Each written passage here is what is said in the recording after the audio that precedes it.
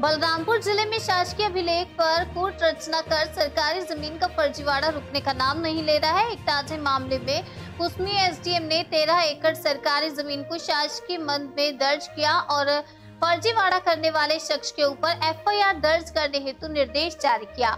पिछले 15 दिनों के भीतर ये दूसरा मामला उजागर हुआ है। जिले के दूरस्थ अंचल में बसे सामरी पाठ जो बॉक्साइट का प्रमुख केंद्र है, यहीं की ग्राम पंचायत बाटा में यूसुफ अंसारी नाम के शख्स ने शासकीय अभिलेख में छेड़छाड़ कूट रचना करते हुए 13 एकड़ शासकीय जमीन को अपने नाम पर कर लिया था। एक पहाड़ी कोरवा बुजुर्ग की शिकायत पर मामला पंजीबद्ध किया और जांच के बाद पूरे मामले का खुलासा हुआ। यूसुफ अंसारी ने शासकीय अभिलेख में छेड़छाड़ करते हुए 13 एकड़ सरकारी जमीन को अपना नाम करा लिया था।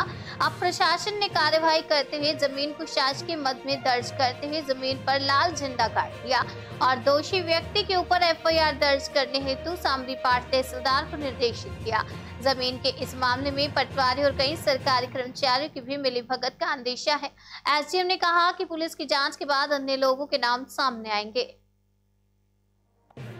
मामला इस प्रकार है, सामरी तहसील अंतर्गत ग्राम पंचायत बाटा में लगभग 13 एकड़ जमीन के राजस्व अभिलेखों में छेड़छाड़ करके ग्राम बाटा निवासी यूसुफ अंसारी के द्वारा अपना नाम को दर्ज करा लिया गया था।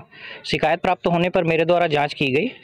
विधिवत प्रकरण में सुनवाई उपरांत जो है 29/11/2024 को भूमि को शासकीय मद में दर्ज करने का आदेश पारित किया गया है। साथ ही कूट रचना करने वाले जो व्यक्ति हैं उनके विरुद्ध और उनके सहयोगियों के विरुद्ध एफआईआर दर्ज करने के भी निर्देश तहसीलदार सामरी को दिए गए हैं।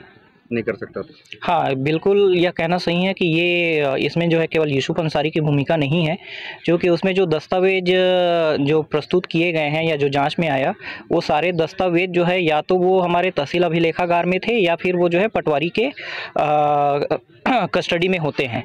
उन दस्तावेजों में भी कूट रचना किया गया है, लेकिन तत्समय जो पदस्थ पटवारी है वर्तमान में उसकी मृत्यु हो चुकी है, तो इसलिए पुलिस जांच में ही वो सारे तथ्य बाहर निकल कर आ पाएंगे कि उसमें और कौन कौन व्यक्ति संलिप्त हैं।